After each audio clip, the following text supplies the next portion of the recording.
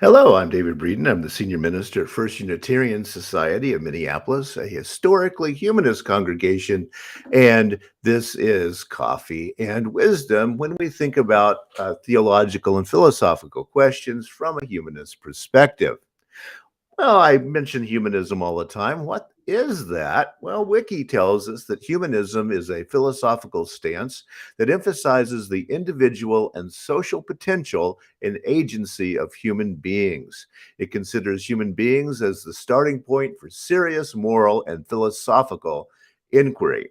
And so you will see why, for a humanist, this week's topic is especially important. I'm calling this Holy Animal Kingdom. And this week I want to look at Darwin and casting a wider net.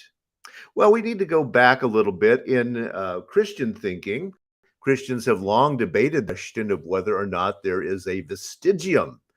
We can see the English term vestige there of God in animals. Vestigium Dei is the theological Latin term for that. And part of that, vestiges of God, is do animals have souls? Souls. And of course, the further question, what is a soul after all? Well, going back in time, Plato defined a human being as an animal, biped, and featherless. Diogenes the Cynic, however, plucked a chicken and walked around Athens saying, "Here is Plato's man." To which Plato added, then, having broad nails. All right, because chickens, of course, have claws. Well, in Plato's day, we didn't know all the bipedal animals that we know nowadays, but so his definition sounded a little more scientific than it probably does nowadays. An animal bipedal, we walk on two legs, we're featherless, and we have broad nails. All right. Well, that's one way of looking at it. Aristotle took a different direction and said that man is by nature a political animal. That's how he starts his examination of politics and what it means to humanity. By this, Aristotle talks then about human beings as being social animals and developing political structures in order to facilitate that. Well, and this idea, then, a social animal, permeates Western thinking for some time. For example, in Meditations by Marcus Aurelius from the first century of the Common Era, seriously, he says, must we be like that vine doing good without kudos? Yes. This is exactly what is required because this is what social animals do. A social animal must work in a social manner. And within the later Stoic mindset, a social animal is how human beings are defined. And the pro-sociality of the human is where we get our morality and ethics, according to the Stoics. Well, that's all well and good, but the Stoics were shut down by Christians in the Roman Empire. And so the Christians are going to now get a shot at what it means to be human. As St. Augustine early says, the human is a rational soul using a mortal and earthly body. Becomes a part of the Christian way of thinking then. The human is a rational soul using a mortal and earthly body. And we get that dichotomy then between a soul and a body, between the supernatural and the natural, between the material and the spiritual as an idea. And the soul is the one that does the thinking for us, the moral thinking for us, according to St. Augustine of Hippo.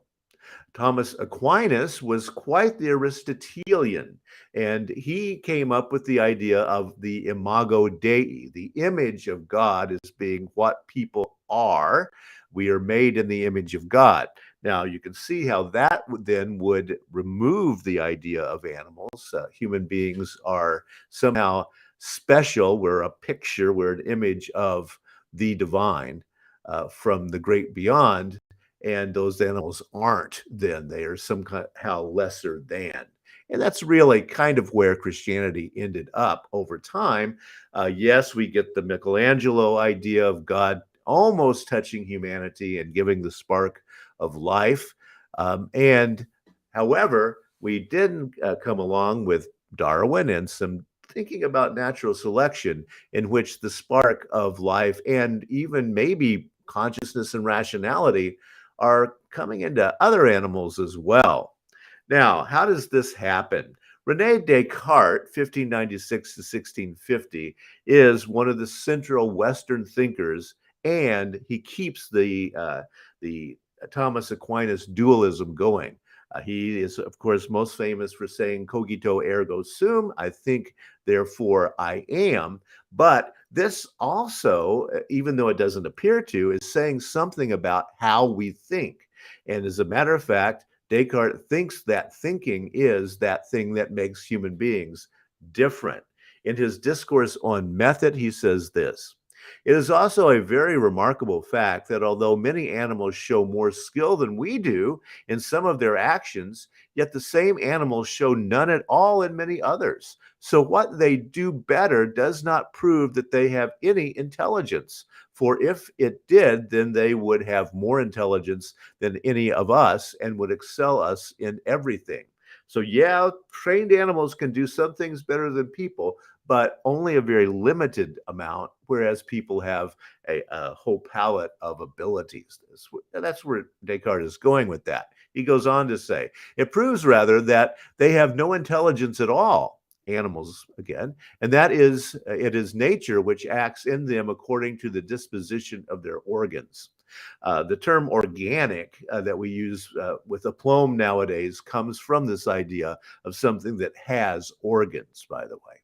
In the same way, a clock consisting only of wheels and springs can count the hours and measure time more accurately than we can with all our wisdom. And so here is Descartes' idea that animals are like robots, although they couldn't use that term in those days, automata. As a matter of fact, and Descartes has come in for a lot of ribbing and ridicule over this idea that animals are only thoughtless robot amatons. Descartes had a dog, as a matter of fact, that he called Monsieur Grat. And you can read about Descartes' dog with Gareth Southwell's book, Animals, Machines, and the Problems of Other Minds. Now, do notice something else that Descartes did say that is kind of interesting.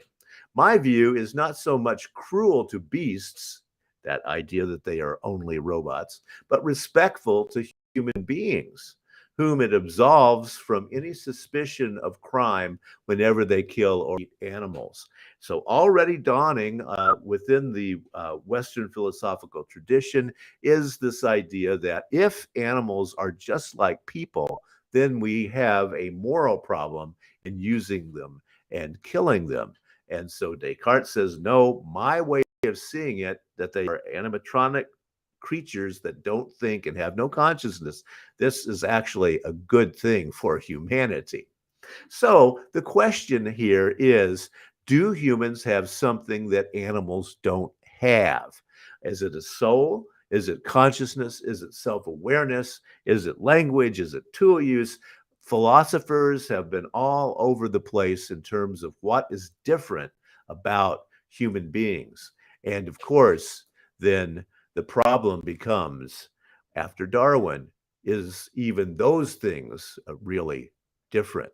So maybe it's the hippocampus is what I'll be looking at on Thursday. That's the idea that even though we can look at an ape and wow, they're kind of like people, aren't they?